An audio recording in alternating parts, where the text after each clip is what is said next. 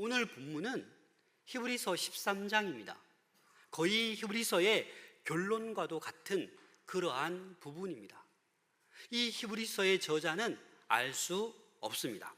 그래서 교부 오르게는 이렇게 얘기했습니다. 하나님만이 아신다. 히브리서 저자는 불분명합니다. 그러나 확실한 것은 이 히브리서를 기록한 목적이 분명하다라는 것입니다. 예수 그리스도에 대해서 확실하게 말씀해 주고 있습니다. 오늘 본문의 제목이 하나님을 기쁘시게 섬기는 삶입니다. 왜 이렇게 제목을 했냐면 히브리서 12장 28절 말씀 때문에 그렇습니다. 우리 히브리서 12장 28절 함께 읽겠습니다. 시작.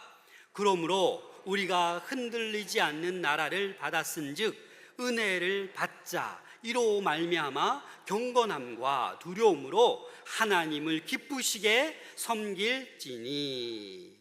아멘. 여러분, 여기서 흔들리지 않는 나라를 받았은즉 어떤 나라겠습니까? 우리가 사는 이 세상은 늘 흔들려요. 하지만 우리가 선물로 받은 영원한 나라, 새하늘과 새 땅, 하나님 나라는 흔들리지 않습니다. 우리는 영생을 선물로 받았어요. 그래서 흔들리지 않는 나라, 하나님 나라를 우리는 받았기 때문에 어떻게 해야 돼요? 경건함과 두려움으로 하나님을 기쁘시게 섬겨야 된다라는 거예요.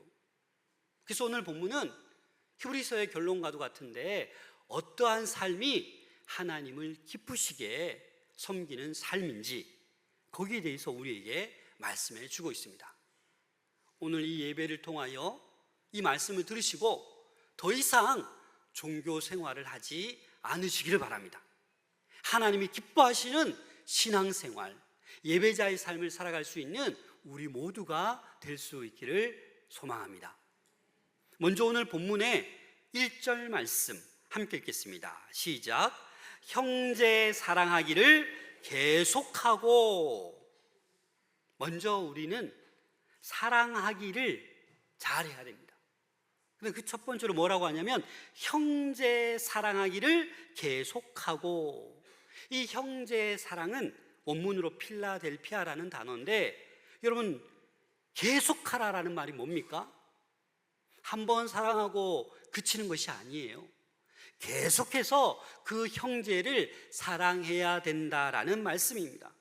일시적인 사랑이 아니라 끊임없이 계속적으로 형제를 사랑해야 된다는 거예요. 여러분, 형제들 있죠? 가족들 있죠?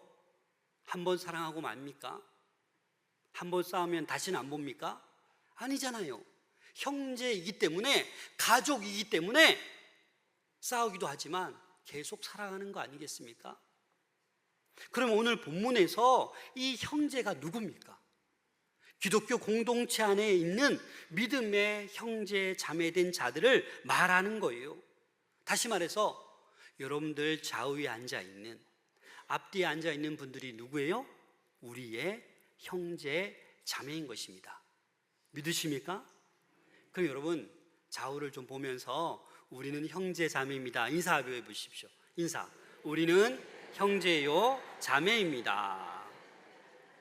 사실 예수님께서 친히 저와 여러분들의 뭐가 되어주셨어요? 형제가 되어주셨어요.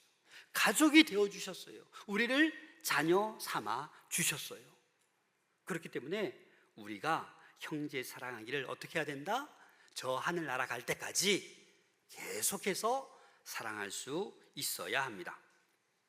그리고 또한 2절에 보면 손님 대접하기를 잊지 말라. 이로써 부지 중에 천사들을 대접한 이들이 있었느니라. 여러분, 여기에서 손님 대접하기를 어떻게 하라고요? 잊지 말라고요. 근데 여기서 손님이 우리가 좋아하는 손님, 와 반가운 손님, 여러분들 당연히 대접하지 않겠습니까? 부모님이 오고 친구가 왔는데 대접하지 않겠어요? 근데 여기서 말하는 손님은 뭘 얘기하느냐? 원어를 보니까 나그네를 사랑하라라는 거예요. 나그네를 대접하는 것을 잊지 말라라는 거예요. 잊지 말라라는 것은요, 무관심하지 말고 소홀히 대접하지 말라라는 거예요. 여러분, 이 당시에는요, 나그네를 보통 알지 못하는 사람이기 때문에 뭘로 봐요? 적으로 봐요. 그런데 뭐라고 하는 거예요? 그러한 손님, 나그네, 처음 보는 사람일지라도 소홀히 대하지 말고, 무관심하게 대하지 말고 어떻게 하라고요? 대접하라고요. 정성을 다해 대접하라고요. 바울도 이 나그네 대접하기를 힘쓰라라고 말씀하셨습니다. 로마서 12장 13절을 새한글 성경으로 함께 읽겠습니다. 시작. 성도들이 어려울 때 함께 도와주고 나그네 대접하기를 힘써 추구하십시오. 성도들이, 한 지체된 성도들이 어려운 사람이 있으면 함께 도와주고, 성도가 아닐지라도 나그네일지라도 어떻게 해요? 대접하기를 힘쓰라라는 거예요. 예수님께 우리는 받은 사랑이 너무나 커요. 그렇기 때문에 우리 받은 그 예수 그리스도의 사랑을, 나그네를 대접하는 거예요. 오늘날 우리 주변에 나그네가 누가 있겠습니까? 우리 주변에는 외국인들이 참 많습니다. 특히 봉암동, 양덕동 외국인들이 많습니다. 소외된 자들이 많습니다. 그러한 분들을 우리는 돌보아야 된다라는 것입니다. 3절 말씀 함께 읽겠습니다. 시작. 너희도 함께 갇힌 것 같이 갇힌 자를 생각하고 너희도 몸을 가졌은즉 학대받는 자를 생각하라. 더 나아가서 사랑으로 나그네를 대접할 뿐만 아니라 갇힌 자, 학대받는 자를 어떻게 해요? 생각하라라는 거예요. 다시 말해서 사랑하라라는 말씀입니다. 이 당시 갇힌 자, 사슬에 매인 자, 감옥에 갇힌 자들이 너무나도 많았어요.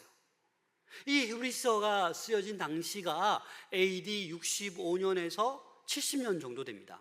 이때 어떤 시대예요?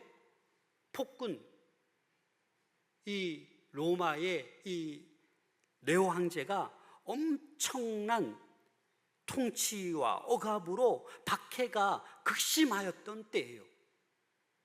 그래서 이 네로 황제 때문에 원형 경기장에서 내몰려 죽기도 하고 옥에 갇히기도 하고 수많은 박해를 받았던 그때라는 거예요. 그래서 지금 뭐라고 해요? 너희도 함께 갇힌 것 같이 너희들도 함께 갇혔다라는 거예요. 너희도 그 몸을 가졌기 때문에 그들을 생각하라라는 거예요. 그냥 잠깐 생각하는 것이 아니라 그들의 아픔의 느낌, 그들의 고통의 느낌, 함께하는 그 생각을 가지고 있으라라고 말씀하고 있는 것입니다. 그래서 우리는 소외된 자, 갇힌 자, 학대당하는 자를 어떻게 해요? 긍휼히 여기고 불쌍히 여기는 마음이 우리 가운데 있어야 한다라는 것입니다. 그래서 감옥에 갇힌 형제를 사랑으로 돌보는 게 이게 바로 뭐다?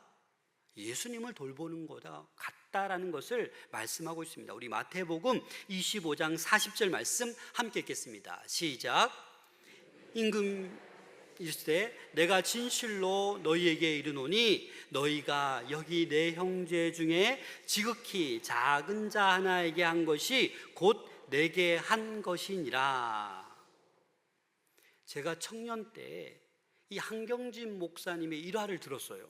여러분도 아마 들어보셨을 건데, 한경진 목사님이 길을 가시다가 그 영락교회 주변의 을지로에는 지금도 노숙자가 많거든요. 을지로 지하상가에 가보면, 지하철 가보면 노숙자가 너무 많아요. 근데 한경진 목사님이 이 노숙자 한 분이 막 추위에 떨고 있는 거예요. 얇은 옷을 입고. 그래서 어떻게 했어요? 한경진 목사님이 외투를 탁 벗어서 그 노숙자에게 입혀줬어요. 이 청년 때 이 소식을 듣고 제가 역시 우리 한경진 목사님, 나도 그래야지. 나도 가다가 추위에 떨고 있는 사람 보면 외투를 벗어줘야지 라는 마음이 들었다가 금방 사라졌어요. 나 외투가 몇 벌 없는데 나 이거 주면 나 교회 뭐 입고 가지? 총각 때. 그래서 그 마음을 접었었어요. 그러나 지금은 할 수 있습니다.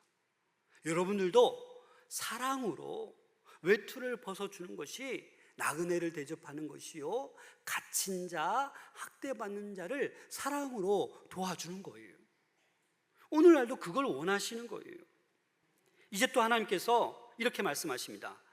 하나님을 기쁘시게 섬기는 삶이 또 이거다라고 말씀하시는데 4절 말씀 함께 읽겠습니다. 시작.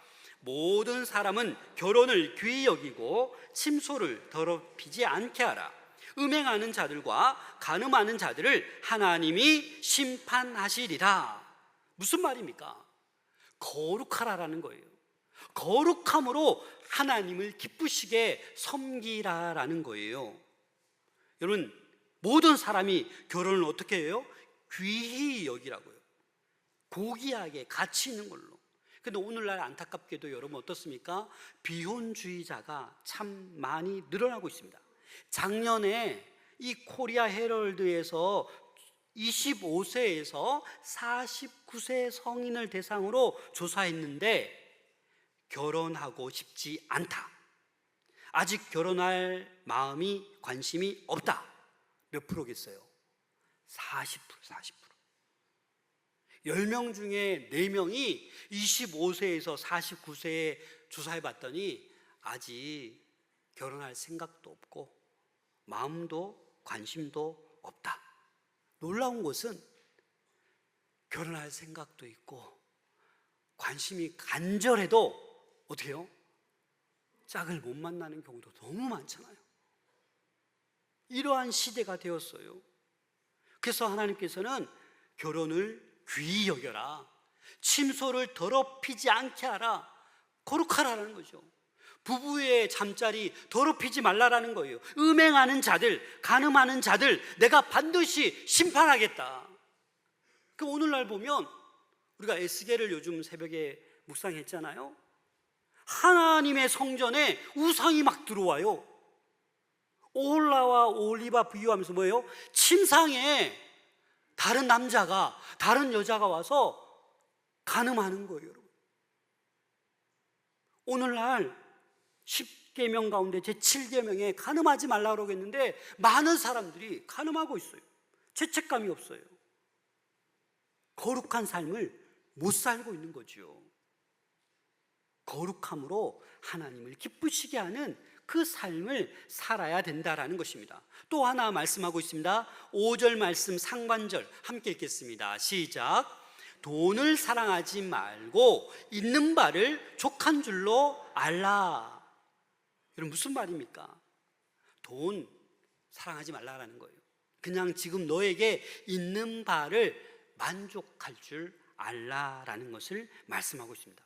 근데 이 구절의 원문을 보니까 트로포스라는 단어가 있는데 그 단어를 해석하지 않았어요.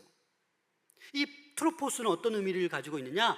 마음가짐, 생활 방식, 태도, 습관을 얘기하는 거예요. 다시 말해서 돈을 사랑하지 말고 너의 생활 방식대로 돈을 사랑하지 말고 돈을 사랑하는 그 마음가짐을 가지지 말라라는 거예요. 돈을 사랑하는 그 습관, 그 태도를 가지지 말라라는 거예요. 근데 오늘날 우리 대한민국 사람들은 무엇이 제일 중요해요? 돈. 그래서 우리 다음 세대도 우리가 믿음을 잘 못 전해주면 돈이 최고예요.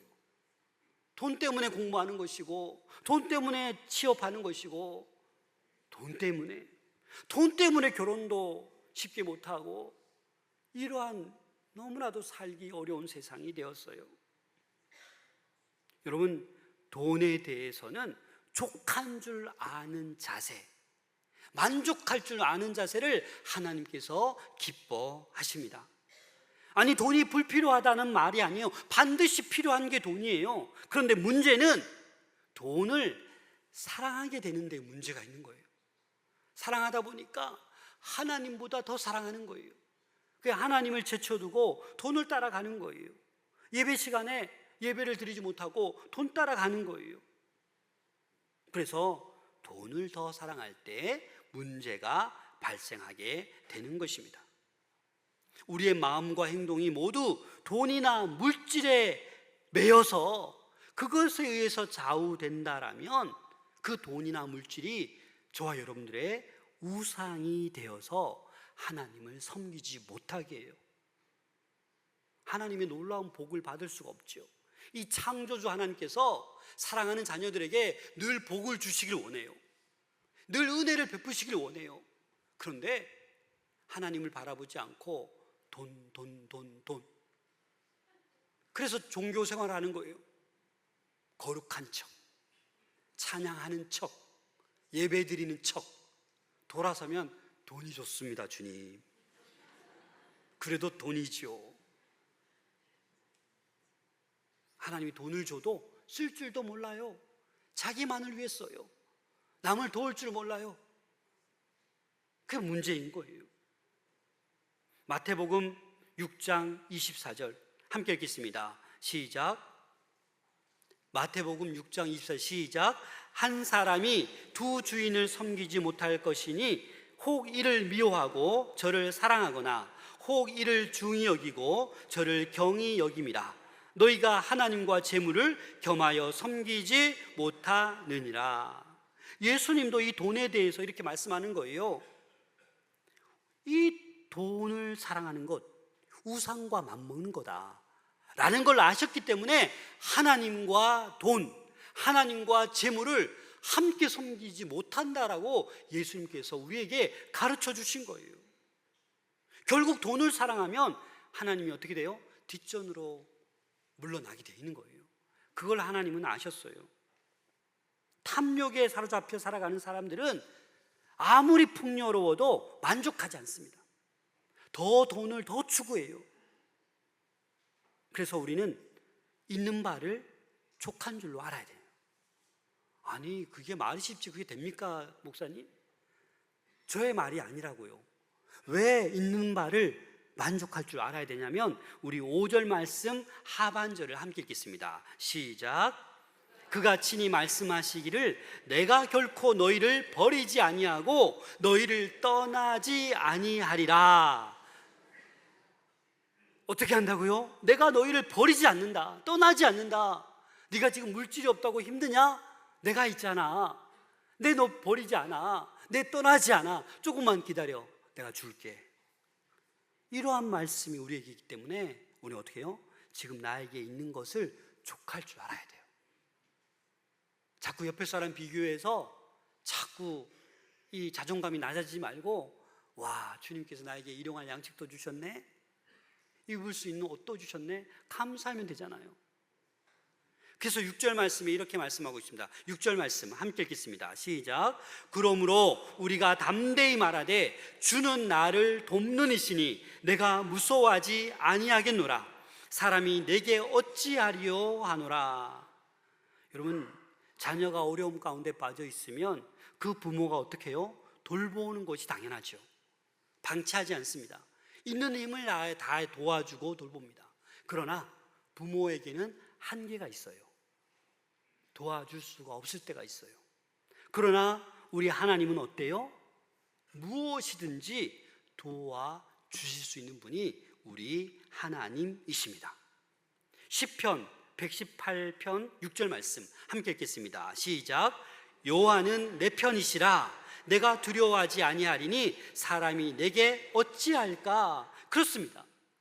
하나님은 저와 여러분들 편입니다. 그래서 두려워할 필요도 없고 사람들을 겁내할 필요도 없습니다. 초대 교부 크리소스톰이 이런 일을 경험했습니다. 황제가 너 빨리 부인하고 나를 따라라. 그래서 이 크리소스톰이 핍박을 받았지만 거기에 굴하지 않고 이렇게 얘기했습니다.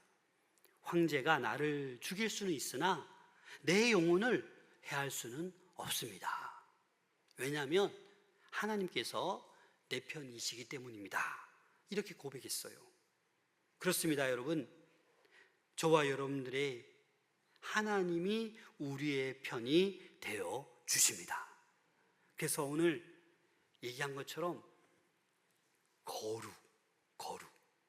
거룩을 통해서 하나님을 기쁘시게 할 수 있는 여러분들 될 수 있기를 소망합니다.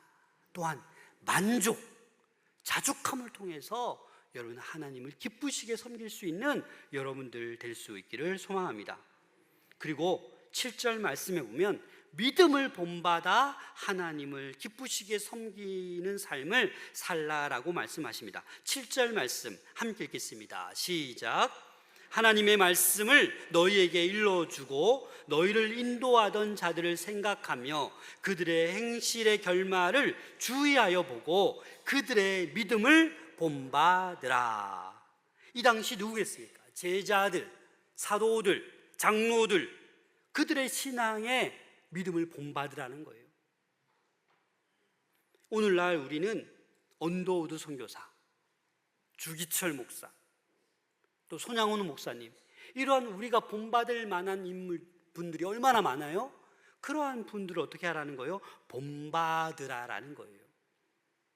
그 중에 최고로 본받을 사람 8절 말씀입니다. 함께 읽겠습니다. 시작. 예수 그리스도는 어제나 오늘이나 영원토록 동일하시니라. 아멘. 환경은 변합니다. 사람도 다 변합니다. 하지만 시대는 변해도 누구는 변하지 않아요? 예수 그리스도는 변하지 않습니다. 절대로 우리를 떠나지 않으십니다. 그래서 우리는 그 예수 그리스도, 믿음의 선배, 믿음의 길을 잘 걸어가는 그 사람을 본받으라 라고 말씀하고 있는 것입니다. 마지막으로 예배와 선행으로 하나님을 기쁘시게 섬기는 삶을 살라라고 말씀하고 있습니다. 15절 말씀 함께 읽겠습니다. 시작. 그러므로 우리는 예수로 말미암아 항상 찬송의 제사를 하나님께 드리자. 이는 그 이름을 증언하는 입술의 열매니라. 아멘. 찬송의 제사를 하나님께 드리는데 어떻게 드리자고요? 항상, 늘. 우리 임마누엘 찬양대가 혹시나 오늘 주일 한 번만 찬양하고 월요일부터 토요일까지 아무런 찬양을 안 한다? 라고 한다면 여기 앉을 자격이 안 돼요. 여러분도 마찬가지죠. 오늘만 찬송하고 월요일부터 토요일까지 찬송가 한 번도 안 부르고 한 번도 안 듣는다? 하나님을 기쁘시게 섬기는 자들이 아니에요. 그래서 우리는 어떻게 해야 돼요? 항상 한 번 단발적인 이례적인 예배가 아니라 우리 삶 전체를 통하여 주일뿐만 아니라 월요일부터 토요일까지 늘 어떻게 해요? 항상 찬양의 제사를 하나님께 드릴 수 있어야만 합니다. 우리의 입술과 우리의 삶, 우리의 행동이 늘 하나님을 찬양하는 그 예배자의 삶이 되어야 한다라는 것입니다. 16절 말씀 함께 읽겠습니다. 시작. 오직 선을 행함과 서로 나누어 주기를 잊지 말라. 하나님은 이 같은 제사를 기뻐하시느니라. 아멘. 선을 행함, 서로 나누어 주는 것을 잊지 말라라는 거예요. 이 같은 제사, 이 같은 예배를 하나님께서 기뻐하신다라는 거예요. 감정적인 그런 말뿐만 아니라 실제적인 행동이 하나님을 기쁘시게 한다라는 것입니다. 사랑하는 여러분, 이제 내일이면 하반기 9월이 시작됩니다. 앞에 우리가 어떻게 지내왔을지라도, 종교 생활을 했을지라도 이제는 우리 남은 삶을 우리 하나님께서 하나님을 기쁘시게 하는 그 삶을 살아낼 수 있는 우리 모두가 될 수 있기를 소망합니다.